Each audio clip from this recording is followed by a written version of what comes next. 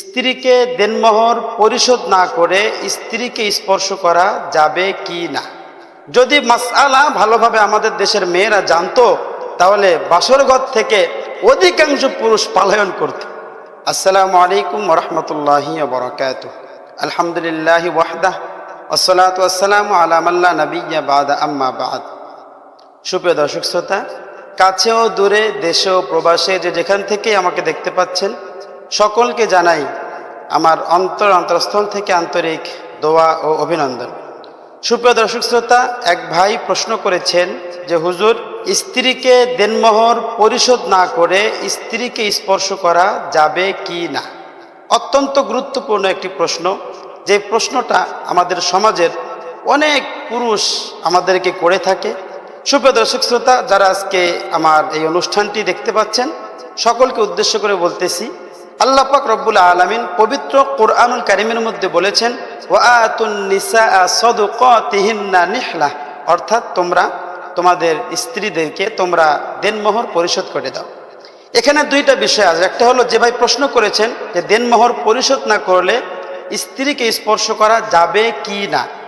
এই ক্ষেত্রে মাসালা হলো আপনি স্ত্রীকে স্পর্শ করতে পারবেন, তবে দেনমোহর যেটা ধার্য করা হয়েছে এইটা আপনাকে অবশ্যই পরিশোধ করতে হবে।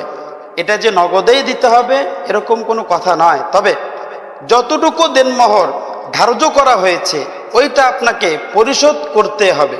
তবে আমাদের দেশের মেয়েরা অনেকটা বোকাশোকা। সেটা হলো যদি মাসআলা ভালোভাবে আমাদের দেশের মেয়েরা জানতো তাহলে বাসরঘর থেকে অধিকাংশ পুরুষ পলায়ন করত। কারণ কি? কারণ এটা হলো ফরজ দেনমোহর দেওয়া।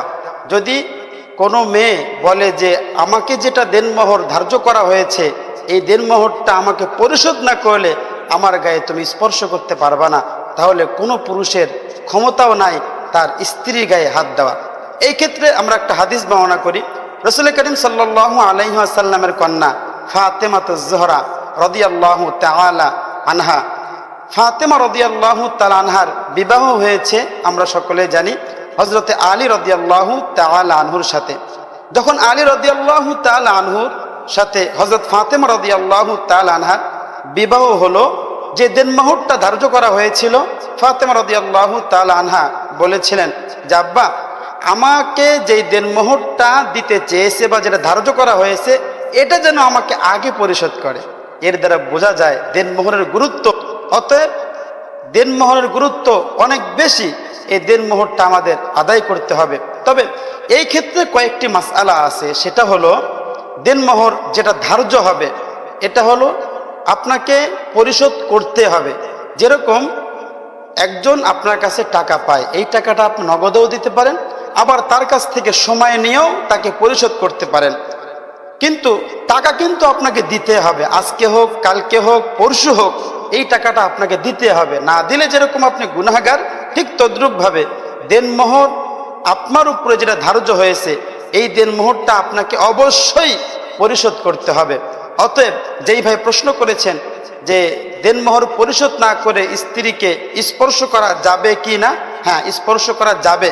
তবে আপনি আপনার স্ত্রীকে বলবেন যে আমার উপরে যে দেনমোহরটা ধার্য হয়েছে এটা হয়তোবা তোমাকে আমি সামনে দিব, পরবর্তীতে দিব।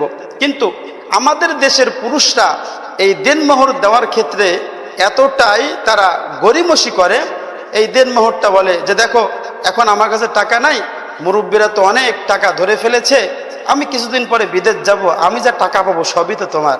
কিন্তু বিষয়টা এরকম নয়। মৃত্যুর একদিন আগে হলেও আপনাকে দেনমোহর পরিশোধ করতে হবে। আমি আমাদের দেশের মেয়েদের বাবাদেরকে বলতে চাই, সেটা হলো আমাদের দেশের মেয়ের বাবারা মনে করে দেনমোহর যত বেশি দিব সংসার তত ভালো টিকবে। না, বিষয়টি এরকম নয়। রাসূল করিম সাল্লাল্লাহু আলাইহি ওয়াসাল্লাম হাদিস শরীফের মধ্যে বলেছেন যেই বিবাহে দেনমোহর কম সেই বিবাহের মধ্যে বরকত বেশি। সুবহানাল্লাহ। রাসূল করিম সাল্লাল্লাহু আলাইহি ওয়াসাল্লামের এই কথার মধ্যে কি যে গুরুত্ব আছে আমরা আজকে বুঝি না। সম্মানিত দর্শকবৃন্দ, আমরা এই বিষয়টা একটু ক্লিয়ার হতে চাই। এই ক্ষেত্রে মেয়ের বাবারা করে 50 লাখ, 40 লাখ, 30 লাখ টাকা, অথচ ছেলের পেটের মধ্যে সারাদিন ঘুষি মারলো 500 টাকা তার পকেট দিয়ে বের হবে না, ওই ছেলে দেনমত ধার্য করে দেয় 20 লাখ, 30 লাখ, 40 লাখ, 50 লাখ টাকা। অতএব সুপ্রিয় দর্শক শ্রোতা, আমি আমার দেশের মেয়েদের বাবাদেরকে বলবো, আপনার জামাইয়ের যতটুকু সামর্থ্য আছে ওর উপরে আপনি দেনমোহরটা ধার্য করবেন। আশা করি আল্লাহ পাক রব্বুল আলামিন ওই বিবাহের মধ্যে বরকত দিবেন।